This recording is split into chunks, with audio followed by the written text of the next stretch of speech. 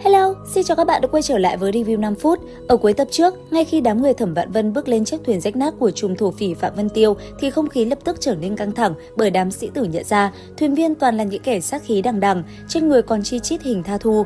Ngay lập tức, chiếc thuyền tưởng như sắp giã đám, đột ngột tăng tốc phá vỡ tường âm thanh. Đám người Tần Mục dù xuất phát sau nhưng đã nhanh chóng bỏ ra các lô thuyền chính quy khác.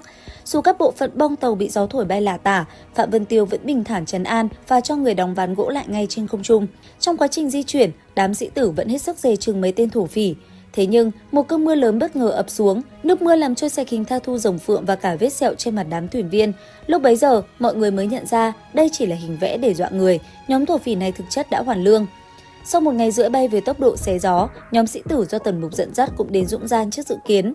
Đây là nơi quân đội Duyên Khang vừa kết thúc một trận đại chiến, bởi thế xung quanh đầy dẫy thi thể và khói lửa. Không nán lại lâu, Phạm Vân Tiêu liền lái thuyền truy vân rời đi, để lại nhóm Tần Mục tại doanh trại.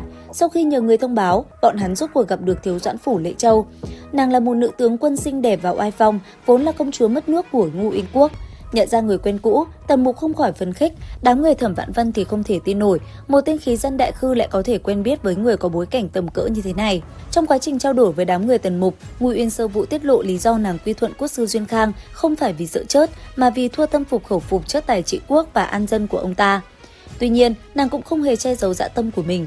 Hiện nay, các thế lực cũ vẫn còn đó, lòng người khó đoán, không biết ai trung ai gian, hơn nữa, phản quân quá yếu. Việc quân triều đình chiếm lại các thành trì quá dễ dàng khiến nàng nghi ngờ đây là kế dụ địch thâm nhập hoặc đám cáo già đang án binh bất động. Trước tình hình ấy, Ngụy Uyên Sơ Vũ giao cho nhóm Tần Mục nhiệm vụ tiêu diệt tàn dư của Cửu U Môn. Đây là một môn phái giỏi về giả thần giả quỷ và chiêu hồn. Sau khi giao nhiệm vụ, nàng cũng lập tức rời đi.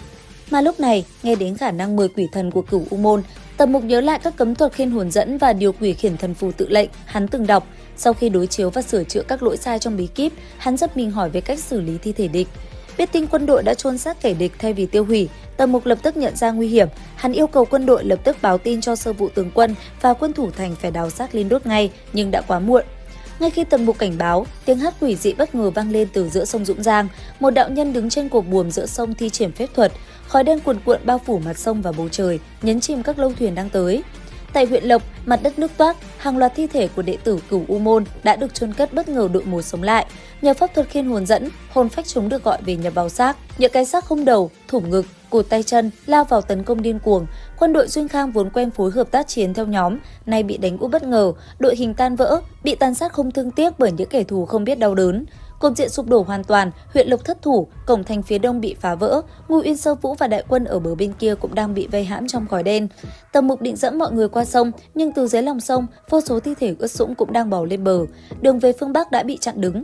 Nhận thấy không thể quay lại, Tần Mục quyết định bỏ chạy về sào huyệt của kẻ địch ở hướng Nam Cương để tìm đường sống trong cửa tử.